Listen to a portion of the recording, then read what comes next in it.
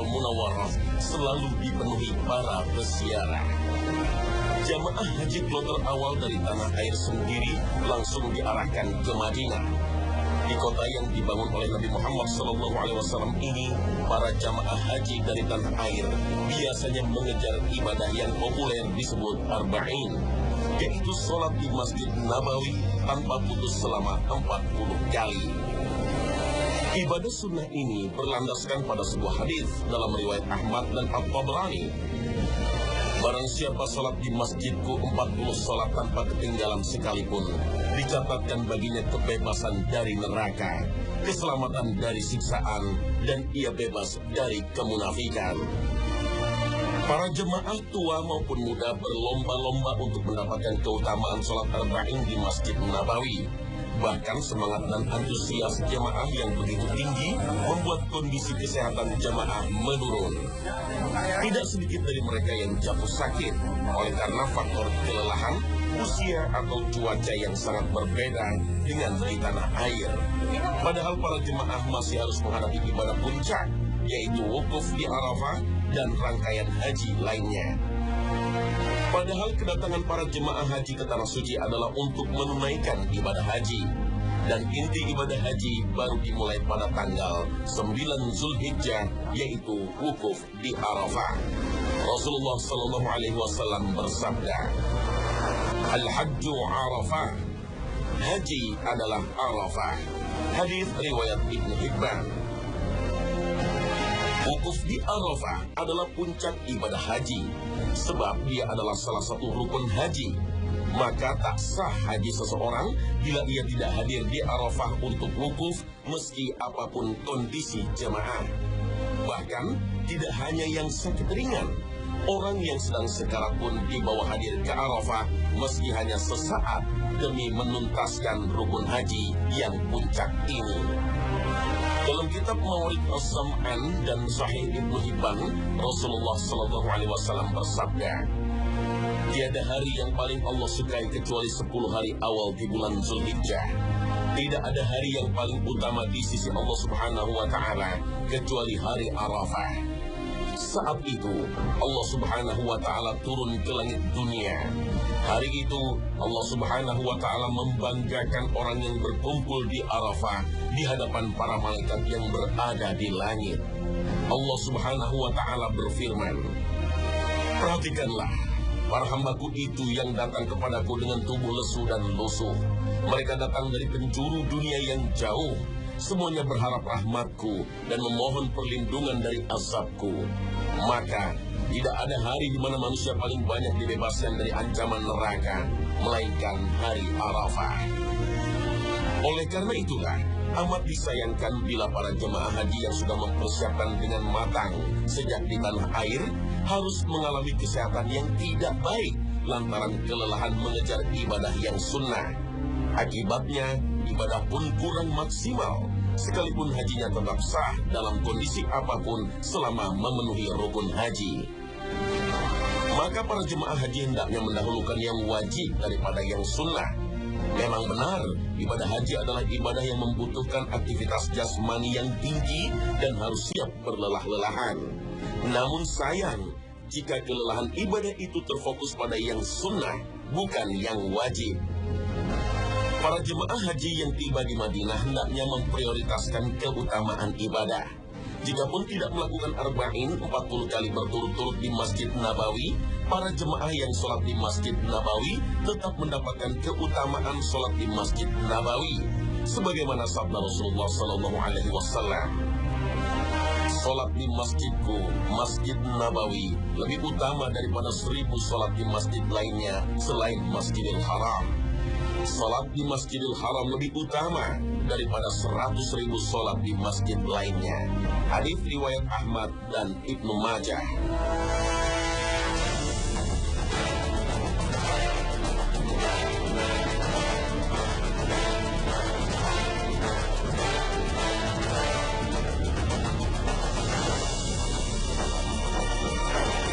Assalamualaikum warahmatullahi wabarakatuh. Selamat pagi pemirsa Khazanah. Kami kembali hadir dengan semangat untuk menambah pengetahuan Islami Anda. Semoga tayangan pagi ini menjadi salah satu jalan Anda dalam memahami Islam sebagai agama yang menjadi rahmat bagi semesta alam. Insya Allah.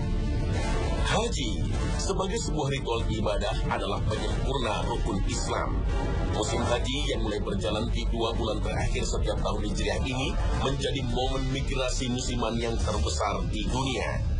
Diperkirakan lebih dari 3 juta manusia berdatangan untuk menyempurnakan rukun haji yang salah satu di antaranya adalah tawaf. Prosesi mengelilingi Ka'bah yang terletak di dalam Masjidil Haram ini menjadi salah satu rukun yang harus dikerjakan untuk meraih keabsahan ibadah haji. Maka tak heran kiranya jika pemerintah kerajaan Arab Saudi harus terus bekerja keras untuk meningkatkan kapasitas masjid yang pertama kali dibangun oleh Nabi Ibrahim alaihissalam ini. Berbicara mengenai Masjidil Haram dan kota Mekah, maka pasti akan menyinggung sebuah bangunan persegi bernama Ka'bah. Inilah bangunan yang menjadi kiblat atau pusat sholat seluruh umat muslim di seluruh dunia. Atap dan dinding Ka'bah tertutup oleh kain kiswah. Salah satu bagian kiswah adalah al-barqaf yang berfungsi sebagai penutup pintu Ka'bah. Kiswah dipenuhi dengan tulisan-tulisan indah yang mengagungkan kekuasaan Allah, seperti kalimat Allah Rabbi dan Hasbi Allah. Tapi sayangnya di kalangan sesama umat muslim ada yang memiliki pemahaman yang berlebihan terhadap kiswah. Salah satu hal yang mencolok adalah kasus pemotongan bagian kecil kiswah yang dilakukan oleh jamaah umrah asal Indonesia di bulan Februari yang lalu. Sebagai seorang muslim, kita harus memahami Ka'bah dan seluruh bagiannya hanyalah sebuah bangunan duniawi yang atas perintah Allah menjadi arah kiblat sesuai dengan surah Al-Baqarah ayat ke-144. Sungguh kami sering melihat mukamu menengadah ke langit, maka sungguh kami akan memalingkan kamu ke kiblat yang kamu sukai. Palingkanlah mukamu ke arah Masjidil Haram, dan di mana saja kamu berada, palingkanlah mukamu ke arahnya. Dan sesungguhnya, orang-orang yang diberi Alkitab memang mengetahui bahwa berpaling ke Masjidil Haram itu adalah benar dari Tuhannya. Dan Allah sekali-kali tidak lengah dari apa yang mereka kerjakan. Jamaah haji harus memiliki pemahaman mendalam mengenai keutamaan Ka'bah dan seluruh bagian-bagiannya, termasuk kiswah. Jamaah haji dan seluruh kaum muslimin harusnya membatasi makna Ka'bah sebagai bangunan kiblat. Memanjatkan doa di sekitar Ka'bah memang mustajab. Tapi yang harus diingat, kita harus meyakini dan menggantungkan permohonan kepada Allah Subhanahu wa Ta'ala, Rabb yang berasma As-Samad, Tuhan yang maha bergantung segala sesuatu. Manjur dan mujarabnya doa di sekitar Ka'bah karena Allah Ta'ala telah meletakkan lokasi tersebut sebagai lokasi yang terbaik untuk berdoa. Dan tidak pantas mengambil beberapa bagian Ka'bah seperti mengambil kiswah agar memiliki kekuatan dan kemampuan untuk memudahkan urusan duniawi kita. Inilah hal penting yang harus dijaga oleh semua muslim. Berada di dekat Ka'bah bukan berarti tak ada ancaman untuk membelokkan tauhid. Jika tidak berhati-hati dan mendalami arti La ilaha illallah, pembelokan pemaknaan atas mustajabnya Ka'bah sebagai tempat berdoa juga tampak dari perilaku menggosokkan pakaian ke dinding Ka'bah. Ketika mulai tumbuh keyakinan bahwa potongan kiswah atau dinding Ka'bah memiliki tuah atau sanggup melancarkan perkara duniawi seperti jodoh, rezeki, hingga ilmu kebal, bisa jadi kita mulai melangkah untuk menggadaikan keyakinan bahwa Allah adalah Rabb yang maha kuasa lagi maha perkasa yang mengatur seluruh hidup dari hambanya. Na'udzubillah min zalik. Bagian Ka'bah yang diajarkan untuk dicium atau diusap adalah Hajar Aswad, sebagaimana sabda beliau dalam riwayat Ibnu Majah. Hajar Aswad sungguh akan datang pada hari kiamat. Ia mempunyai 2 mata untuk melihat dan lidah untuk berbicara, serta bersaksi atas orang yang mengusap atau menciumnya dengan benar. Hajar Aswad merupakan batu berasal dari surga. Yang pertama kali meletakkan Hajar Aswad adalah Nabi Ibrahim alaihissalam. Dahulu kala batu ini memiliki sinar yang terang dan dapat menerangi seluruh jazirah Arab. Namun semakin lama sinarnya semakin meredup dan akhirnya sekarang berwarna hitam. Menghitamnya Hajar Aswad sesuai dengan sabda Rasulullah karena tumpukan dosa-dosa dari manusia. Maka pada saat tawaf, jika memungkinkan, cium atau usaplah Hajar Aswad, karena inilah tuntunan dari Rasulullah. Tapi, keutamaan mencium dan mengusap Hajar Aswad ini juga mulai bergeser pada kesempatan mencari keuntungan bisnis dengan latar belakang mengejar ibadah sunnah. Di dekat Ka'bah lazim ditemui para joki yang sanggup mengantarkan jamaah mendekat ke Hajar Aswad sehingga memungkinkan untuk mencium dan mengusapnya. Beberapa ulama berpendapat bahwa perilaku ini adalah sebuah kekeliruan yang harus dijauhi.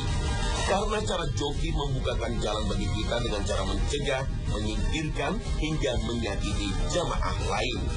Padahal dalam Islam menjaga diri agar tak menyakiti sesama muslim adalah wajib. Artinya, ketika seorang jamaah memutuskan menyewa joki agar dapat mencium Hajar Aswad, maka sejatinya ia sedang mengejar sebuah amalan sunnah, tapi malah berpotensi mengerjakan sesuatu yang haram. Wallahu a'lam bishawab. Ada kepercayaan di kalangan masyarakat Indonesia bahwa orang yang pulang dari ibadah haji akan senantiasa didampingi malaikat hingga 40 hari kemudian. Maka banyak orang yang kemudian datang meminta doa. Pemahaman ini masih sulit dicari landasan ilmiahnya dalam Al-Quran atau hadis Nabi Sallallahu Alaihi Wasallam. Namun yang harus disadari, haji adalah sebuah ibadah penyempurna rukun Islam. Dan sesuai dengan sabda Rasulullah Sallallahu Alaihi Wasallam dalam riwayat Bukhari dan Muslim, seorang yang berhaji dan mabrur, maka ia akan mendapatkan satu tempat di surga. Dari umroh yang satu ke umroh berikutnya akan menghapuskan dosa di antara keduanya. Dan haji mabrur tidak ada balasannya, melainkan surga.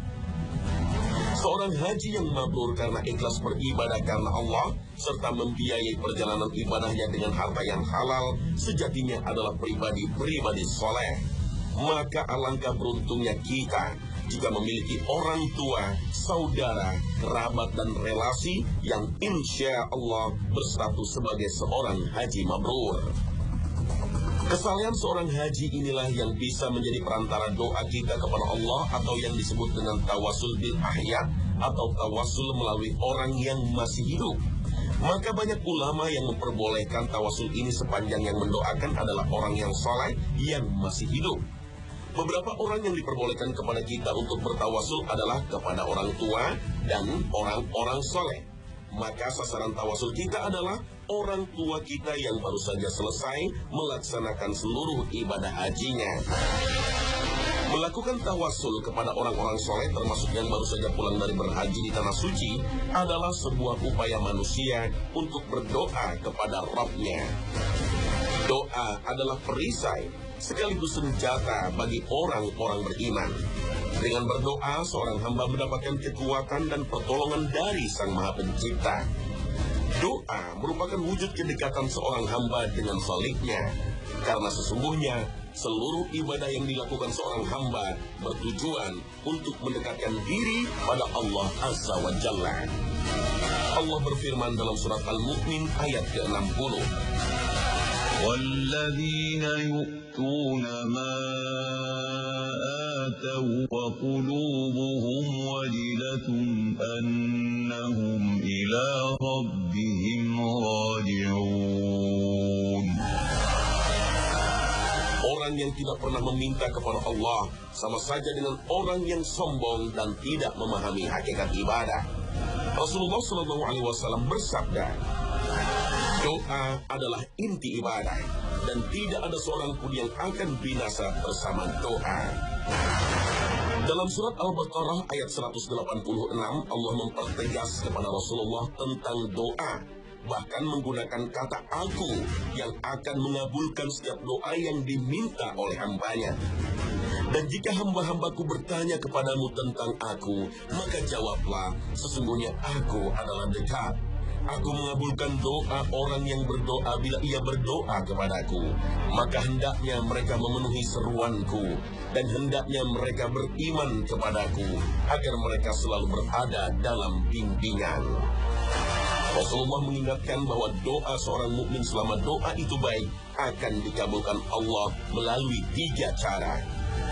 Allah mengabulkannya di dunia atau menangguhkannya dan menggantinya dengan pahala di akhirat. Atau doa bisa menjadi penolak bala, mengganti sesuatu yang buruk yang akan terjadi. Semoga seluruh doa kita, baik yang kita sampaikan secara langsung kepada Allah maupun melalui tawasul pada jamaah sepulang dari haji, dikabulkan dan dimakbulkan. Amin. Allahumma amin. Haji sebagai gelar yang disematkan di depan nama adalah sebuah fenomena yang lazim ditemui di masyarakat. Pencantuman gelar haji di depan nama ini memang tidak dicontohkan oleh Rasulullah SAW dan para sahabatnya. Tetapi bukan berarti sesuatu yang tidak diteladankan oleh Nabi SAW berarti dilarang.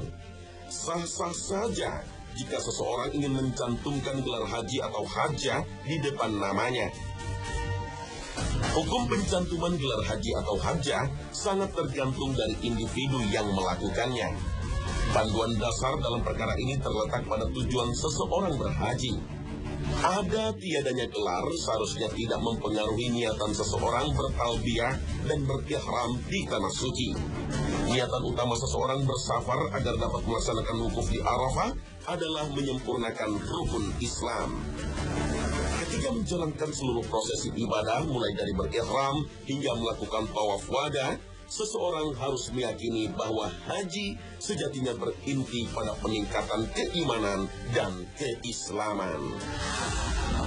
Penulisan gelar haji atau hajjah bisa dilaksanakan ketika bertujuan untuk membatasi diri dari perilaku maksiat.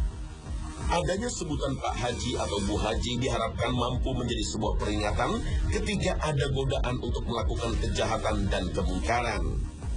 Penamaan haji di depan nama semoga menjadi jalan muhasabah dan semangat untuk meningkatkan aktivitas dakwah. Ketika diri ini sudah terbesit niat untuk mendapatkan beberapa keuntungan dari pencantuman gelar haji atau hajjah di depan nama, maka segerakanlah luruskan niat ibadah haji. Diri ini seharusnya tak meniatkan berhaji agar sepulangnya mendapatkan penghormatan sebagai guru dan layak mendapatkan pengakuan sebagai orang alim. Jangan sampai pencantuman gelar haji justru menjadi ladang subur untuk tumbuhnya penyakit hati bernama ria. Status sebagai seorang haji memang memiliki keutamaan dalam sistem sosial di Indonesia, terutama ketika berkecimpung dalam kegiatan ibadah secara berjamaah. Acap kali terjadi sepulang haji, seseorang mendapatkan peningkatan nilai dari masyarakat. Seorang haji biasanya langsung dipersilahkan bahkan diwajibkan untuk menjadi imam sholat berjamaah di masjid kantor atau dekat rumah. Kewajiban menjadi imam ini sejatinya tidak melekat dalam tuntunan syariat kepada seseorang yang telah melaksanakan ibadah haji. Namun marilah kita mempelajari beberapa prinsip dalam memilih imam, utamanya saat sholat berjamaah.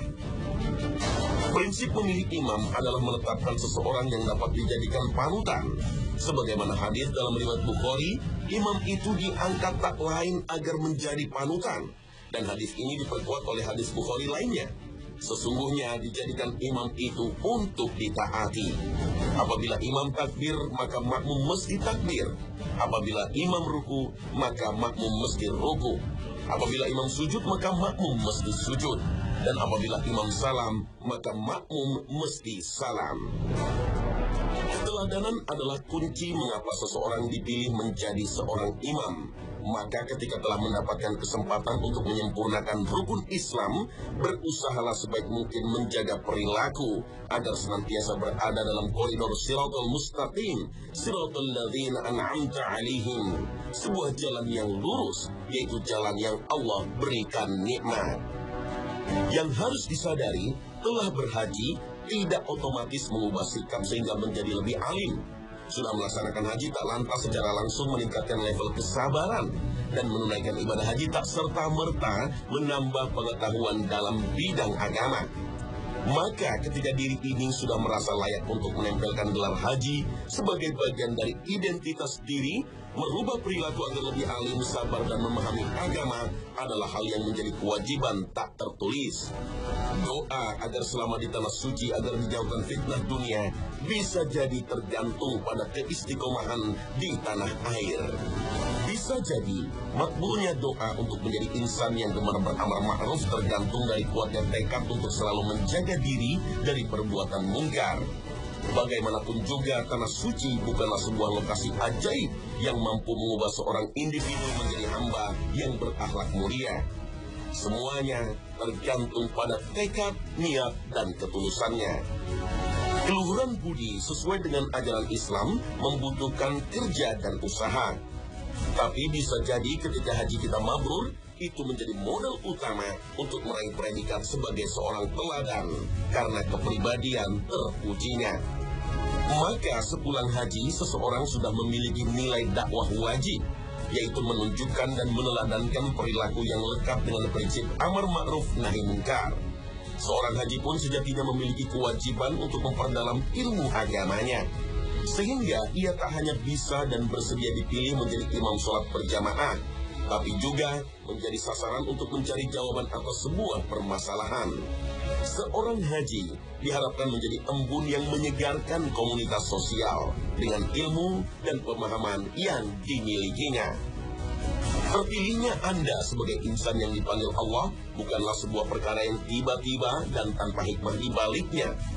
Bisa jadi kepergian Anda selama bulan Zulqa'dah hingga Zulhijjah di tanah suci adalah cara Allah mendidik hambanya agar senantiasa belajar untuk mengarungi luasnya samudra ilmu. Kepemimpinan yang seolah terkait dalam segala aktivitas ibadah sepulang haji seharusnya tidak dimaknai sebagai sebuah kewajiban yang memberatkan. Terlebih ketika keharusan menjadi imam malah menyebabkan Anda enggan untuk melangkahkan kaki ke masjid. Bagaimanapun bagi seorang laki-laki, sholat berjamaah di masjid adalah sebuah keutamaan. Semoga seluruh ibadah jamaah haji diterima oleh Allah Subhanahu wa Ta'ala dan mendapatkan ganjaran mabrur. Sehingga setibanya di tanah air, kita bisa mendapatkan bimbingan dari orang-orang yang memang layak untuk dikedepankan dalam meneladankan kebijakan dan kebajikan. Semoga masjid-masjid di seluruh pelosok Nusantara lebih makmur dan lebih hidup karena menjadi media dakwah dari jamaah-jamaah yang baru saja kembali dari tanah suci. Amin. Allahumma amin.